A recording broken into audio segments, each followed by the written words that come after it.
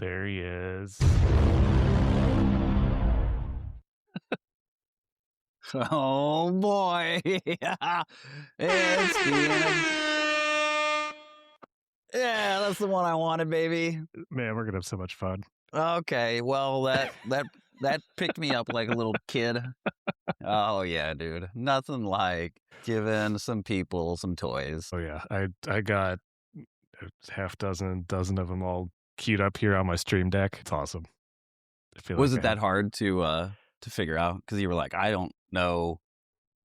And Well, then you no, were like, honestly, I just plugged it into Gemini, and I was like, this is what I want to do. This is what I have, and it's like, oh yeah, Stream Deck, Wavelength, like it's the routing I have for my microphone. Like, it's Elgato did a fantastic job with just hooking up all the back end of how everything routes, and so just a few minutes, I was able to sort it all out and have everything working perfectly. So nice. here we are. All right, should we get this celebration on the road? Yeah, let's do it. Let's kick it into high gear. All right.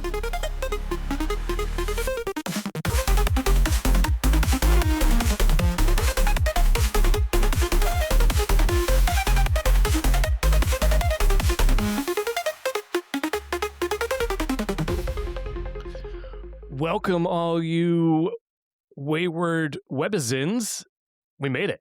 This is the 50th episode of the Geekoid podcast, and myself, Eric, and my bestie, Jared, are super excited that you are tuning in however you're tuning in, whether you're listening on Spotify or Apple Podcasts or watching the video version on YouTube, which I don't think Jared was aware of that. Just put that away. I mean, we're just going to keep it real. I mean, if you want to have a little this, a little that, then by all means. If I have a cigar, I might have a cigar. Just keep it real. So, I mean, we were going to just shoot the shit, but it's been a little too crazy around gaming, around AI. This past week has been absolutely insane. So I think we just need to dive right into the big shakeup at Microsoft and Xbox. Yep. So in case you were living under a rock, the heads of Xbox, so Xbox chief Phil Spencer, has announced he is leaving Microsoft. I would say forced retirement. And Sarah Bond is out. I mean, just summarily looks like she was fired. And now there's a new person, Asha Sharma, who is people are really trolling her because it sounds like she was responsible for Microsoft's AI slop revolution and doesn't have much of a gaming pedigree. So no, Xbox I think that's fanboys are they furious. also promoted Matt Booty to be CTO, I think, to help. We'll see how that combination. That's been happening a lot too, by the way. You know, one person leaves and two people take their place. One person leaves, two people. Yeah. Well, I mean, Catherine, Katie, what's her name? Yeah, Kathleen. Kennedy. Oh, yeah. Dang. But yeah, it's a huge shakeup. I think Xbox is basically throwing in the towel, saying they lost this past console generation to Sony. They're looking at the wider platform ecosystem play. I think getting to game on all your devices. And TBD on how all that shakes out, especially with the disruption of the RAM market and basically delaying consoles by an extra 1 to 2 years. I mean, this is now hard drives are starting to get swallowed up to the point that Western Digital made an announcement saying their whole 2026 inventory is gone. And so they are struggle busing to figure out what they're going to do this year leading into next year. And good God, can we remind everybody, we're still in February. It's so crazy. Oh my goodness. It's like the snow disappeared and then I woke up and there's snow on the ground again. So yeah, we've right. I got snow flurries all over the place. Get out of here. It's going to be a long 2026. But, you know, it's not going to be dull, I will say. Oh, no. Hopefully it'll be a positive, but okie dokie. So I think a lot of these shakeups at Xbox are probably due to some of the comments that we heard during their latest quarterly earnings call, where Satya was specifically calling out for Xbox underperforming their target, 30% profit margin across Yes. their gaming division. Yeah, So, which we thought was nuts to shoot that high. yeah. So we'll see what's going to come with all these changes. Yeah, what do you think with Phil and Sarah getting, in my opinion, allegedly pushed out, and then Matt Booty and what's her name, Asha being put in? What do you think their goal is? I mean, yes, the 30%, but like with all the AI data centers swallowing up SDs, hard drives, GPUs, like what is Microsoft / Xbox hoping to do now? I think maybe the tact that they're going to take is really focus on operational efficiency, try and streamline the various departments within Xbox so that, I don't know, shrink overhead, probably increase adoption of AI tooling to hopefully increase your output and get to that 30%. I don't think it's necessarily a positive for the gaming community based on what I'm feeling, but I think we also have to wait and give them a beat to sort all this out and see what they do next. Yeah. I am. This is going to be fun to keep following. Yeah. And with GDC right around the corner, we'll see what happens next month. My God. Yeah.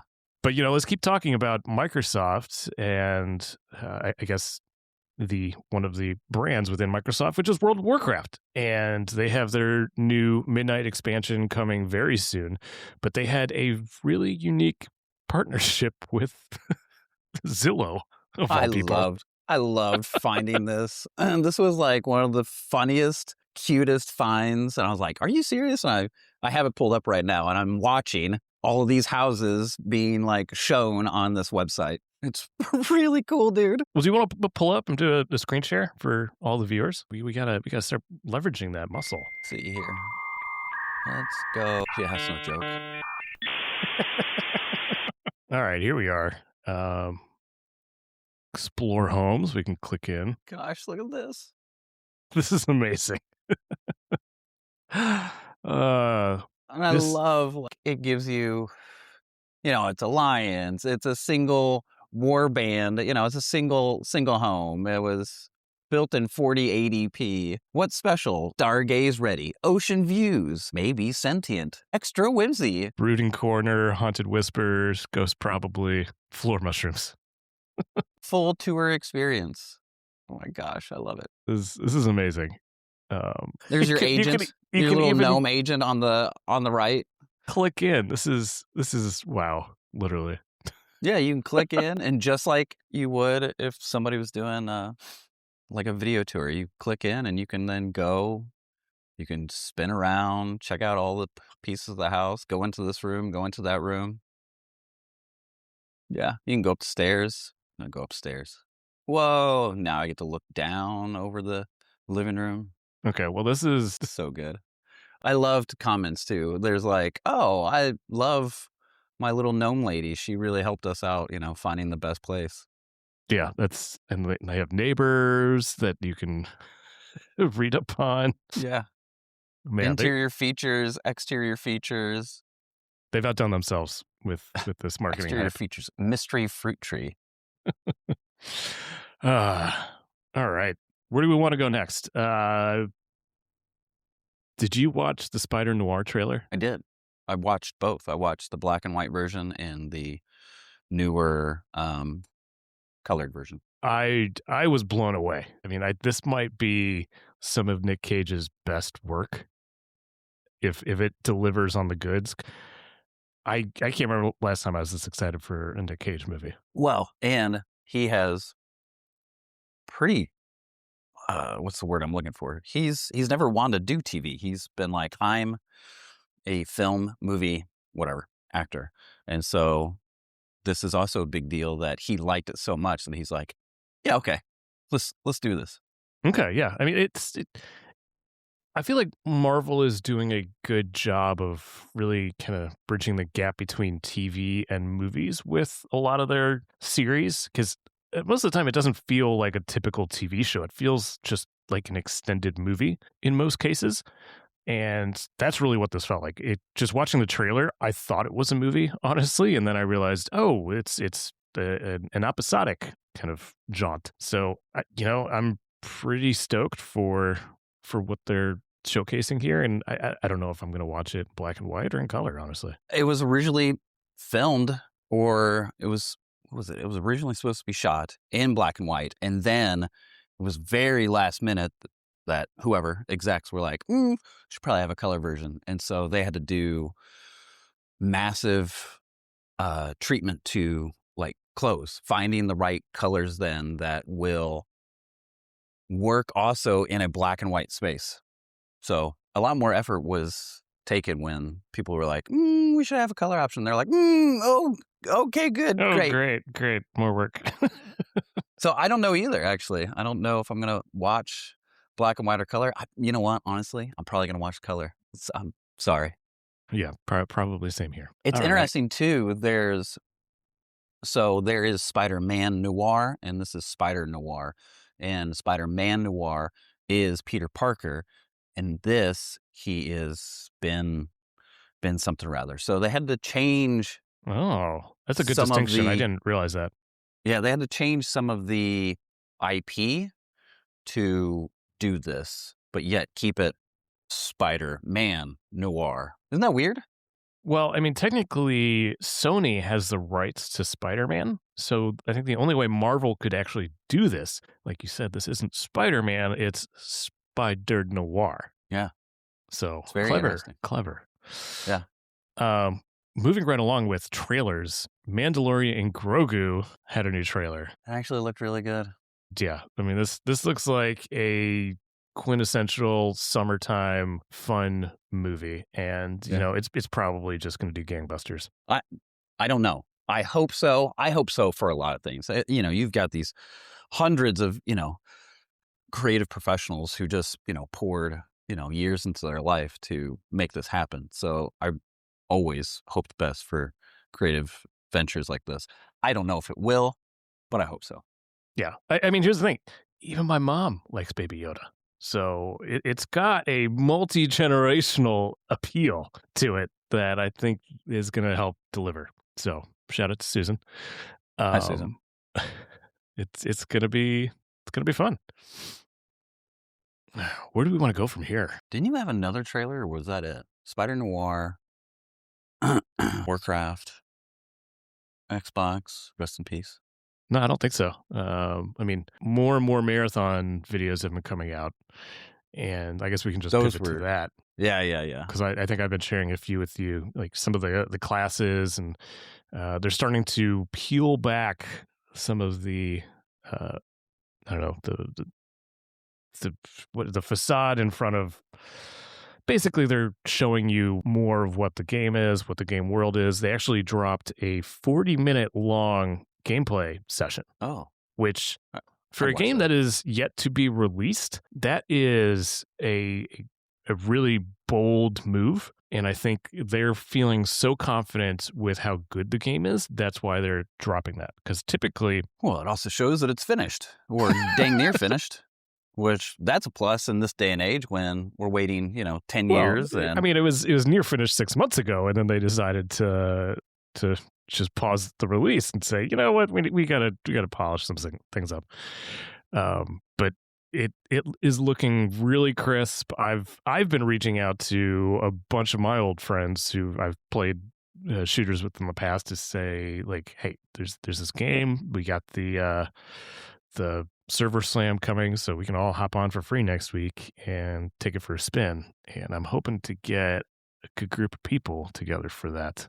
Clay, Grant, anybody else listening? Eric, Adam, hope to see you guys there. Yeah, did you watch the behind the scenes of how the audio? Yeah. The Not music, the not yet, but soundtrack. I've seen a few bits, but not the whole thing yet. Yeah, it was like, I don't know. It wasn't very long. Three to 5 minutes, maybe 5 minutes. Definitely get on YouTube, Google it, whatever. Music, soundtrack, marathon, whatever keywords you need. It's really neat. He uses a lot of like old analog pianos, but then like messes with the strings and puts different types of clay and cotton around some of the strings, and then moves them up and down to get these certain sounds that he's looking for to then synthesize into the computer, probably Logic Pro or whatever. Oh, It's cool. it's really neat, and really taking an idea of like this post-apocalyptic with like neon, color space, and trying to blend these two colors and contrasts and settings together. It's really neat, and you can just tell he's having a ball like creating it. Yeah. So I mean, I'm excited to dive into it. I obviously bought the collector's edition. I will say right now, we're gonna have our first interview in March. Oh yeah, I have a designer from Bungie who's going to be joining us. wow, that's really cool. Yeah. Thank you. Oh, uh, I was chatting with her earlier today. And she's like, "It's a little crazy right now, so like, let's get the game launched, and then I'll have time to chat." I was like, "Totally understandable. Yeah, absolutely. It's got to be absolutely insane over there right now." So wait for mid-March, and we'll have an interview, our first yet. Spring, St. Patty's, Bungie Yeah, chat. that'll be fun. Oh man, I'm so pumped for that game. I got to figure out how I can just get more time. The idea and the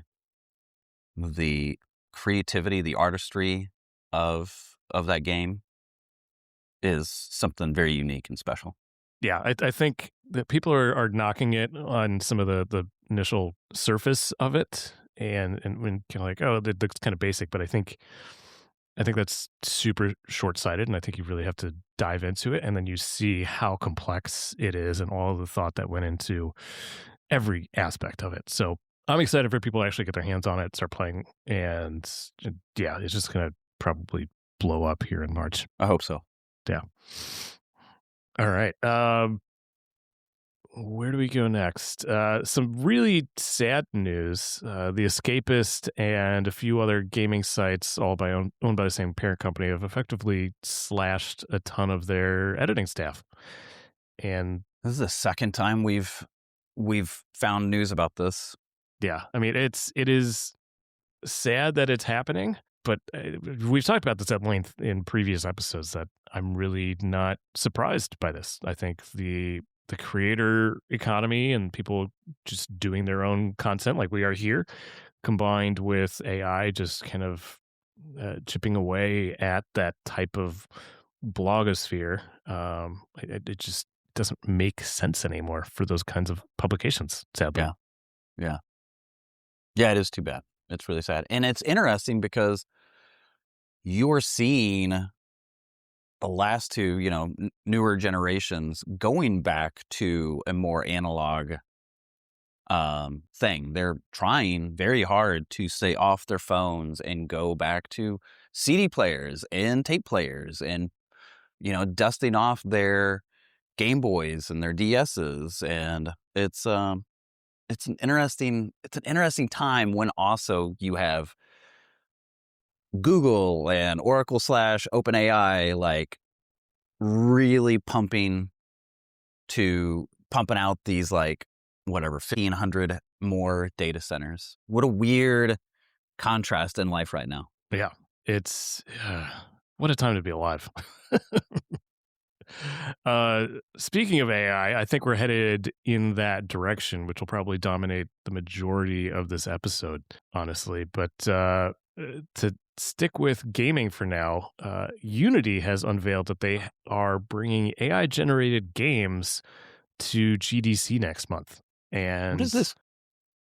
After Keeley just, took some awards from Claire Claire Obscure. Obscure, yeah. It is a little bit crazy. I feel like their marketing team is probably thinking any press is good press because there's been quite a bit of backlash over this entire concept. I know a lot of developers and artists are kind of brandishing the pitchforks and preparing to revolt, saying this is kind of anti to the spirit of game development, things of that nature. But my take is they're building up this capability that will allow you to, I don't know, prompt it, hey, I want to generate a 2D platformer with these types of characters, and it'll put the whole thing together. But I don't think the goal is to create a game that you can just then ship. I think it's Right. create I hope not. yeah, I create the scaffolding and the core mechanics that you can then iterate upon and build out and expand the scope of things. Like, I think there's a lot of work that goes into creating the basic building blocks of a game. And at the end of the day, that's not what makes the game amazing and incredible. It's the artists, it's the sound designers, just doing their craft and tweaking and iterating and going back over and over the gameplay loops and refining. And I think that's where the distinction is made for what is a good game and what is a great game. And so I don't think this is really kind of it's creeping in on that. I think it's helping to get to that refinement process faster. And as an aspiring indie dev, like, thumbs up all around, because that's like, I don't want to waste my time on the boring stuff. I want to get to the iteration and to the completion. We'll see what they actually announce at GDC. I think it'll probably take over the headlines, but I'm excited to see what they have. When is GDC this year?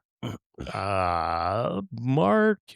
No, it's an image that doesn't tell me anything. Man, why is it so hard to just get some dates? March 9th is the start date. So Okay. we don't have long to wait, which is pretty awesome. Yeah, what is that? That's next week. Oh my God. Okay. No, it's not. Well, I mean, this week. Oh no. Yeah, it's no, like 2 sorry. weeks. I'm too far. 2 weeks. Yeah. Man, crazy stuff. Where are we going from here? I mean, it's all AI. AI after this. Yeah. Boatload, your quote, boatload of AI news. Yeah. So let's just dive right into it. This past week and a half has seen more new frontier models released in such rapid succession than I think we've ever witnessed before. So we have Claude 4.6 with Sonnet 4.6, OpenAI Codex 5.3, Gemini 3.1, and then some new models around GLM5 and Quen, which are Chinese models. And this is insane. Like, I've been using all of them in the last week, and it is just absolutely staggering the radical advancements that we're seeing from the models that were released just a month or two ago. Really? Yeah, it is just mind blowing. So, like, and like, I have this itch where I'm like, I just want to get back to exploring and creating and kind of leveraging these tools, and I'm stuck changing diapers, and it's just infuriating sometimes. But what's the big advancement? What's the big change that's blowing your brain that you're like, Jesus, like the last update was not that long ago, and look how much you have expanded and improved upon. So I think one of the biggest things is its ability to continuously work. And I texted you this image, and I don't know if I can pull it up here. It's a little crazy about how quickly the software development task loop is refining. So this image I sent you basically showed where we are today, where we were 2 weeks ago, and then the last half decade. We've basically looking at how long one of these large language models can operate independently without kind of breaking. So if you're doing a major code base refactoring, or if you're telling it to build an entirely new software platform or a set of software applications, like, how long can it operate on its own? And we've seen more jumps. I'll put this in. I'll edit this in afterwards and kind of when I'm doing post. Basically, we're seeing a jump from 1 hour to 2 hours, and that took all of 2020 to 2025. And now Cloud Opus 4.6 can operate for 15 hours, which is, I mean, as they like to say, And the graph is up and to the right. And that was staggering from, yeah, you're right. Only, it doesn't give an exact date. Oh, it does. No, it doesn't. But a huge leap from 4, 5, and 7 to then shooting up to now 15. Yeah, and we're talking in a span of weeks. So it is absolutely mind blowing. And I think there's another part to this too. So all of these things are running on the same silicon. Typically, NVIDIA H100s, the Blackwell chips. We got Rubin coming right around the corner. That'll radically expand the. What's Rubin? It's the next generation of the NVIDIA chips. So all of that is coming, but a new company, Thales, actually just announced a breakthrough in some silicon that they've been developing. So all of the NVIDIA chips, they're really general purpose, if you will. They're programmable so that you can run any model on them. So Thales, what they did was they custom engineered their silicon so that a single model would live within the silicon. So the card that they created, all it can do is run whatever model it is built into. So it eliminates any kind of repurposability, but the amount of efficiency gains that they were able to get are staggering. So they put their prototype was using Llama 3, which is Meta/Facebook's series of open source models. And they were generating tokens at a rate of 15,000 per second. What's compared to? Hundreds per second. Oh, okay. Yeah. So it absolutely insane levels of magnitude higher. And you combine the rapid increase in the efficacy of the models combined with this new technology that Thales is bringing. If we fuse those together, you're going to see years of work being completed in seconds. It just melts my brain trying to wrap my head around the implications. So I think we're about 12 months away at this point from seeing those two married together. And hold on to your hats, people, when that happens. When it makes sense, right? If you make a chip, but you can make it specific for this software, this platform, then obviously it's made, honed just for that, then it's going to be, that much faster and that much more efficient. Yeah. But I mean, the problem is you don't want to have that lock-in because there's new models coming out every other week, it seems. So you would do away with being able to adapt to a new model, but the efficiency gains are so huge. I think we're going to slow down eventually on the model releases, and they're going to happen not as frequently, but they're going to be more monumental. And I think that'll give Thales the opportunity to really come to market with some awesome things. Who knows if they'll be acquired by Apple or Google or Facebook or any of these people in the next few months. I wouldn't be surprised if that happens because the possibility around their tech is so huge. So TBD, exciting times. Moving right along with AI, the founder of OpenClaw, which I've been using OpenClaw and talking about it every episode since I started, he's been acqui-hired, if you will, by OpenAI. So OpenClaw... Yeah, I was wondering if they got bought or acquired or how this was. Yeah. So OpenClaw is an open source project, meaning anybody can download it and use it and do what they want. So OpenAI can't acquire OpenClaw per se, but they effectively offered $1 billion to the founder.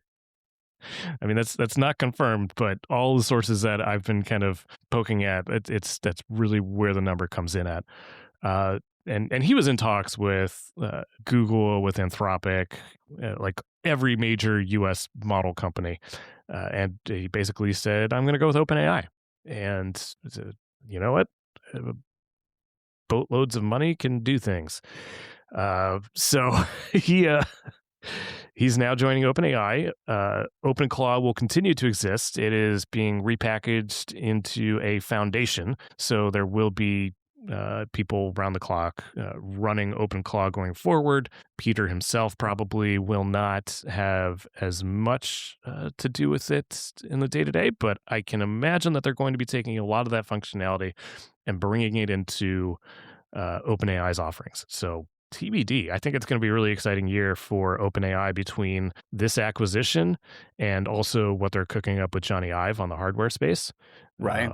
I'm not a huge OpenAI fanboy, but I am curious to see what they're working on, because they are not sitting on their laurels, and you can't in this space. No. So interestingly enough, more drama around OpenClaw. So a lot of people, when they first started this up, they were just using their Anthropic subscriptions, and you were just routing using OAuth to Anthropic servers, and that was using the compute as the backend for OpenClaw. And apparently, if you look at the terms of service, it is explicitly forbidden from using Anthropic services in that way. So people have been being banned left and right. What's Anthropic again? That's Claude. So it's the company that creates the Claude Opus and Claude Sonnet models, and they have their Claude Code, which has been doing really well in the space as well. But basically, they said, OpenClaw. I mean, here's the thing: they were probably losing money because of the way OpenClaw is able to take advantage of their architecture. So I think they needed to scale that back. Meanwhile, OpenAI is like, oh yeah, you can just totally use your OAuth subscription or your OpenAI plan in the way that you were using your Anthropic Claude plan. So OpenAI is really stepping in and embracing and supporting OpenClaw, whereas Anthropic is kind of shunning it. Me personally, knowing that I probably would get banned, I stopped using my Anthropic subscription, and I will probably cancel it here very shortly. And I've switched to using Gemini from Google. So I'm using that for most of my stuff now. And I've been doing a lot in the last couple days to really make my whole setup a lot more efficient, because I was burning through tokens, and I tell you, if I did not have a few $100s of free tokens, it would have been very disastrous. But yeah, it's I can't believe how quickly the pendulum has swung from OpenClaw and Anthropic's Claude just having this harmony to now it being harmony between OpenAI and OpenClaw. Well, I'm really, actually, as you're talking, I'm confused between Claude and OpenClaw. I thought they were the same, and your little wolf claw or whatever, and lobsters and whatever. I'll be honest. When I first started hearing about it, I thought, because it was ClaudeBot that was using Claude, and you scratch your like. So Anthropic actually sent a cease and desist letter to Peter, the founder of OpenClaw, saying, you got to change your name. It's a little too close. And admittedly, a lot of people were getting confused. That's why they changed the name to OpenClaw, which is a little bit farther away from Claude, but still confusion persists. I think it'll get sorted out going forward, though. But Anthropic, they just keep doing stuff. So they had their Sonnet 4.6 release earlier last week. I think it was last week. And then they also, on Friday, announced Claude Code Security, which is a... So they had Claude Code for work, Claude Code for code, and now Claude Code Security. And it's their own set of security tools where basically you install it, point it at a repository on GitHub or wherever, and it will do a whole litany of security checks, and it will diagnose your infrastructure for vulnerabilities. Almost instantly from when this was announced, you saw cybersecurity stocks just tank across the board, down 20%. Really? Yeah, it was just like a shockwave rippling through the stock market. And yeah, these tools are changing the way people work and changing how people are thinking about companies in general and the role that they play and the services that they offer. It is scary. So they have no dates yet on when this will be released publicly. It's currently in closed testing. But here's the thing that I think people need to keep in mind. So we have these tools that Anthropic and OpenAI and Google are all releasing to the public in these new models. But whatever they have internally is far beyond what is being released to the public. So people are questioning like, oh, how is Anthropic able to release so much stuff? And it's like, well, the models that they're using to do their own development internally are far beyond what is available to the public. And so they're able to recoup that and iterate even faster. So I don't know what to think about that in terms of how do I think about the world and what I'm building if the models that are internal to these companies are already beating most developers at everything. How does that change things in 6 months? So, well, and also, how can you keep up? Your model is only 6 months old, but that's five iterative cycles behind. It's like, oh, okay. So it's exciting. It's scary. It is exhilarating. I don't know any other way to put it. I think we can close this out with OpenAI is raising $100 billion in their next funding round. For what? More growth and development? That's crazy. Data centers, bro. That's literally the only thing I think people are spending money on these days is just more data centers. And people are scratching their head, and I get this a lot. Like people are spending so much money, like there's got to be a bubble. And I'm like, I really don't think it is a bubble. Like I have my graphs where I'm seeing my token usage, my API calls, and I'm like, oh, I'm getting some service failures here. Oh, because Google themselves is reaching bottlenecks in what they're trying to serve to their audiences. So everyone is hitting capacity limits currently, and that's why there's just such a demand for this build out. It's because the actual demand is there. So I don't think there's a bubble. I think this is all legitimate, which is crazy. It is crazy. It is nuts. I think I saw somewhere that there's already 3,000 data centers across the country, and this push is for 1,500 more. So, and a lot of it is very much like Midwest, Wisconsin. It's kind of crazy.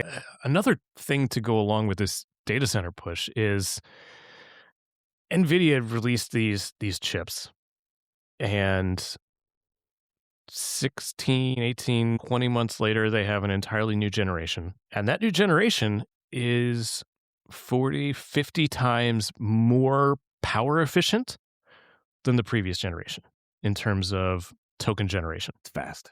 Yes. But it kind of fast turnaround too. It creates a really weird disruption in the market. So the original NVIDIA chips that you would buy for $50,000 a pop are now being resold on eBay for $6,000. Yeah, because it's just the economics. It is so much more expensive to run that generation of tech than just pay the money to upgrade to the new generation.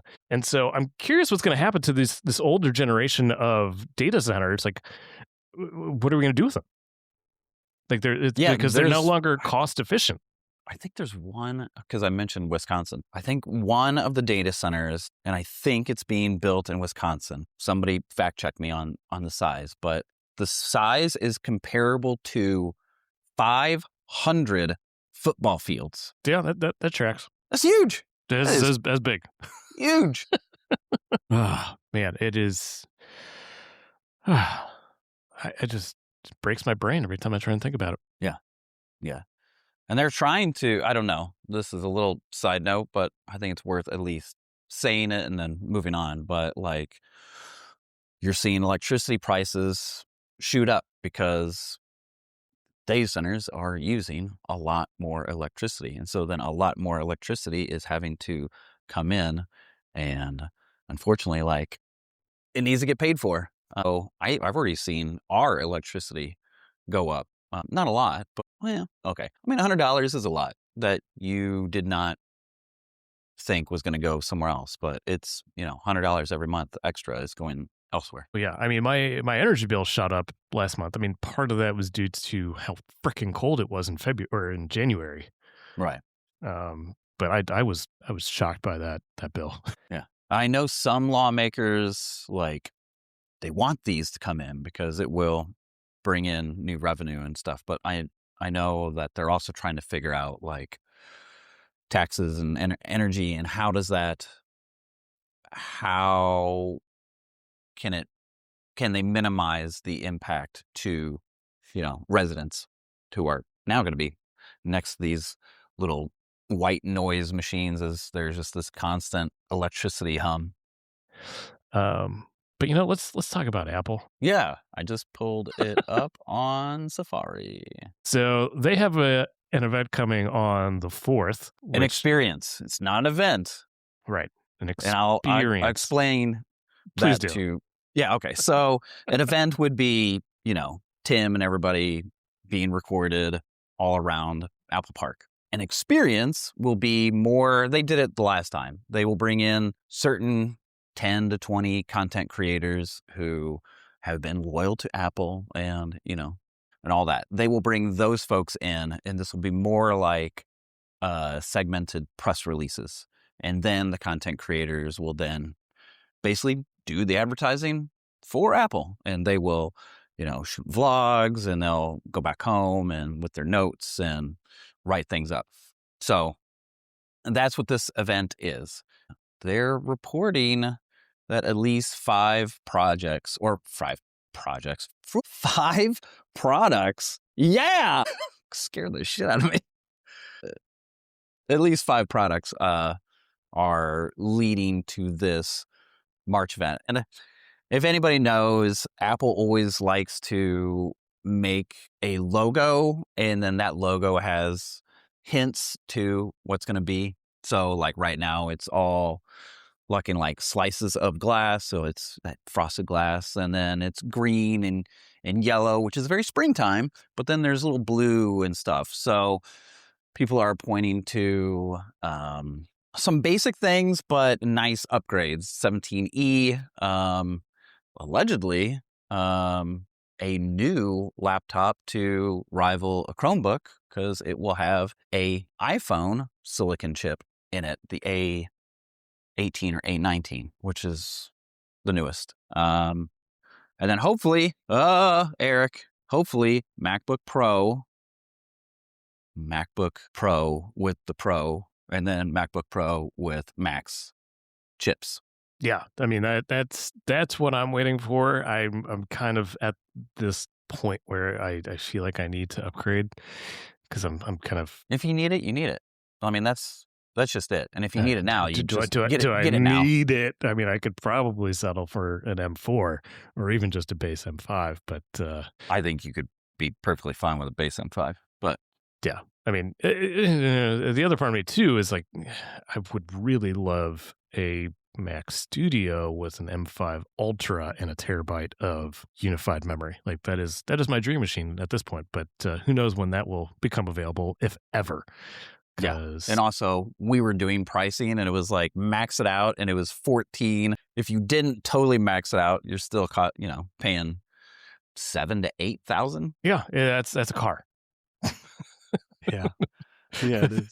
Do you want a car or a little piece of aluminum to sit on your desk? So, TBD on exactly what gets announced, but this new MacBook, I think it might be a perfect candidate for replacing what we currently have. So we have an Intel MacBook Pro that is just, it's miserable. And I would love to replace that. I'm sure Rachel would love to see it replaced as well. So I love my M4 Air. I absolutely love it. I believe it.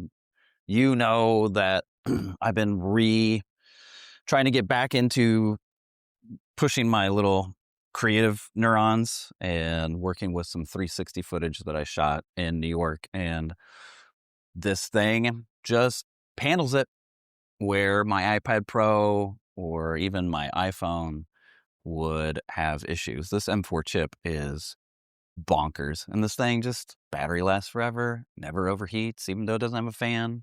It's really good. Yeah.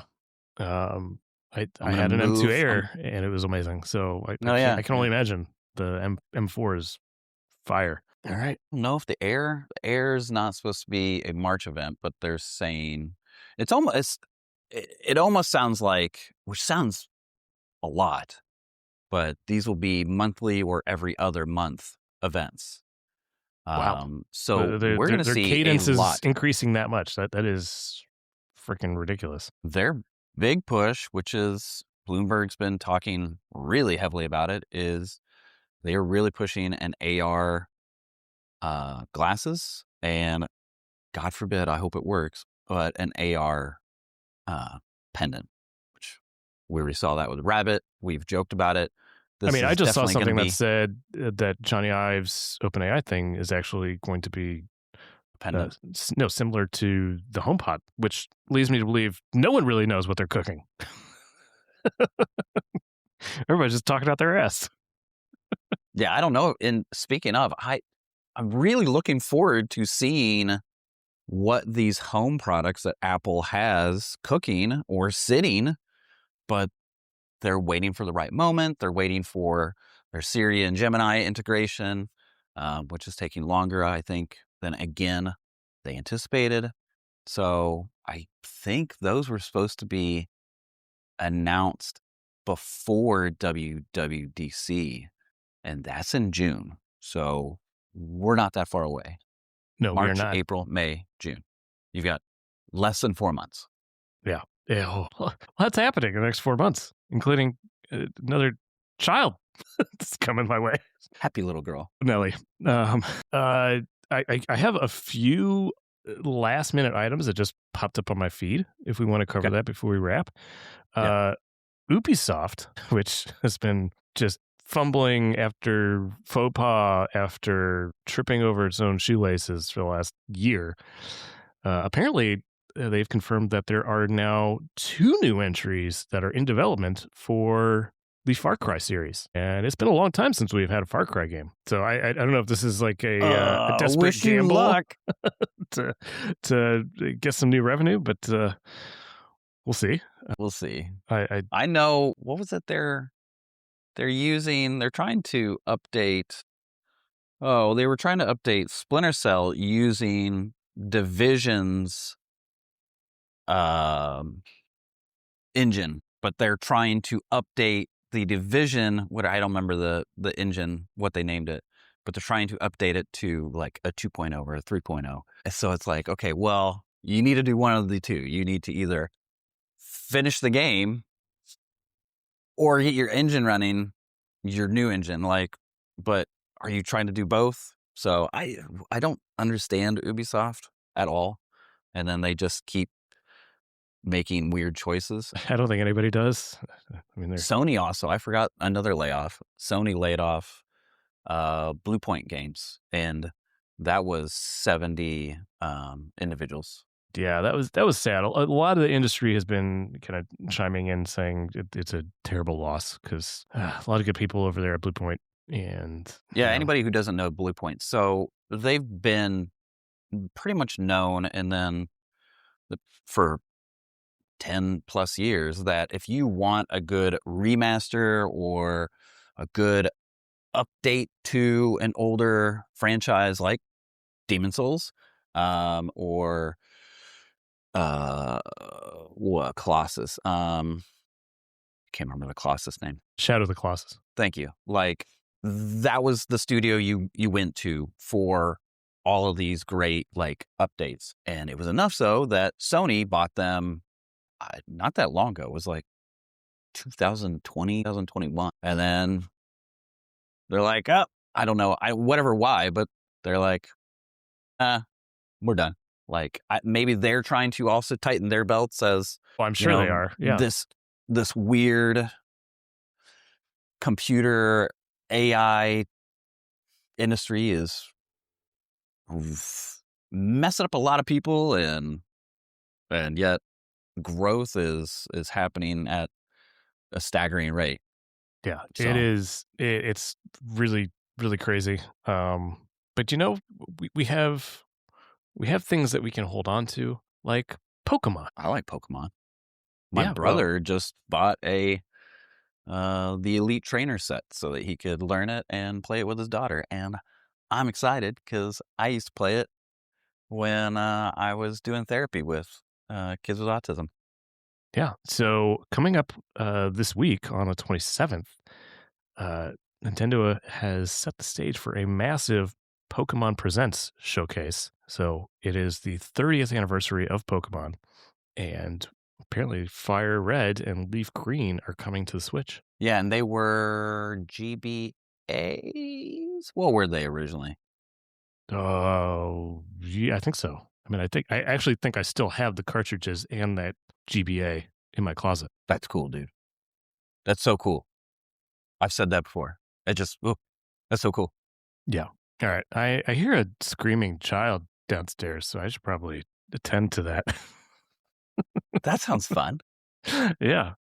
But I mean, man, it's great seeing you. Thank you for tuning in, all of our listeners. 50 freaking episodes. We did it. We're doing it. Holy moly. I mean, 50 more and we'll be at 100. That's how math works. So that is, we're going to get there. It's going to take us another year, but we're going to get there. But you know what? In the meantime, we're going to be hitting YouTube now. I'm going to try my damnedest to make sure this gets out there. I haven't finished some new designs around some stuff, but the next What'd you think of my idea? Oh, I'm totally using it. I thought it was a cool idea. Yeah, but so that's what I'm going to be working on tonight and tomorrow and whenever I have free time, not changing diapers. Yeah, get a little creative. I'm working on it. So yeah, a lot of cool stuff coming all your ways. And you know what? There may or may not be a newsletter on Friday. There it is, Eric. That's the Eric I know. There it is, baby. Yeah. All right. So please like, subscribe, follow on all the channels, especially geekoid.com, GEEQOID. Because, you know, if you want that newsletter, you got to subscribe, and that's where you do it. That's right. I did it. Yeah. It's a good time. So, yeah. Just stay tuned and stay classy, folks. We love you. Stay classy, world. Yeah. All right. For myself, Eric Westland, and my bestie, Jared Shaw, signing off. Au revoir. That's what I was going to say. End of transmission.